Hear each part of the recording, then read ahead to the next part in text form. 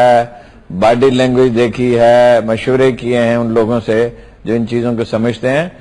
تو most probably general Ashfaq Nadeem ہوں گے اور chairman joint chief of staff committee ہوں گے جنرل زبیر حیات، موسٹ پروبیبلی۔ لیکن میاں صاحب کا پتہ نہیں ہے کہ کسی کو بھی بنا دیں، ایک لہر آئے انہیں میں کہ فلاں آدمی مجھے سوٹ کرتا ہے، انہیں اس کی پرواہ تو نہیں ہے نا کہ ملک کو کیا سوٹ کرتا ہے۔ انہیں تو ویسے باقی جو 4 نام آئے 5 کا تو مجھے پتہ نہیں ہے، جو 4 نام آئے ہیں وہ سارے کمپیٹنٹ لوگ ہیں، انہیں سے کوئی بھی بن گیا تو کنٹینیوٹی رہے گی ٹیررزم کے خلاف،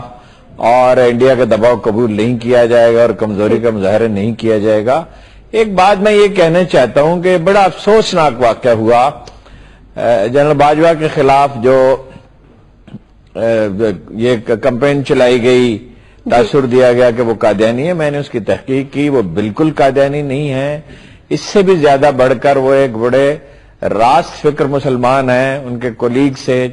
جو میرے بہت ذاتی دوست ہیں، اتفاق سے میں ڈھونڈتا ہوا پتہ کرتا ہوا ان تک پہنچا، تو انہوں نے کہا کہ میں نے ان کے ساتھ مختلف حیثیتوں میں کام کیا ہے، میں اس کی گواہی دیتا ہوں، یہ بڑا معتبر آدمی ہے اور بہت ذمہ دار افسر ہے پاکستانی فوج کا۔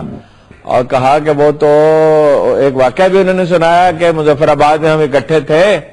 تو رات کو بلند آواز، تیرا قدر بلند آواز سے وہ کچھ آیات اور کچھ تسبیحات پڑھا کرتے تھے، تو ایک دن میں نے احتجاج کیا، کہا کہ میں ان کا سے ذرا جونیئر تھا لیکن دوست تھے بے تکلف، تو انہوں نے مجھے ڈانٹ ڈپٹ کی، جیسے دوستوں میں ہوتا ہے کہ بے شرم خود تو پڑھتے نہیں ہو اور مجھے بھی نہیں پڑھنے دیتے، خود تو کوئی نیکی کا کام تم سے ہوتا نہیں ہے، دوستانہ بے تکلفی سے کہا۔ تو یہ ایک پہلو ہے جس پہ غور کرنا چاہیے کہ جن لوگوں نے تبصرے کیے کہ فلاں آدمی بہتر ہے اور فلاں کو بنانا چاہیے اور فلاں برادری کا ہونا چاہیے، بڑی شرمناک بات ہے۔ جہاں تک تو وزیر اعظم کے اختیار کا تعلق ہے تو ان کا اختیار ہے، وہ کسی کو بنا دیں، آئینی اور قانونی طور پہ کوئی اعتراض نہیں ہو سکتا۔ باقی یہ جو 4 آدمی ہیں ان میں کسی کے خلاف کوئی سنجیدہ شکایت کبھی نہیں پائی گئی۔ اچھا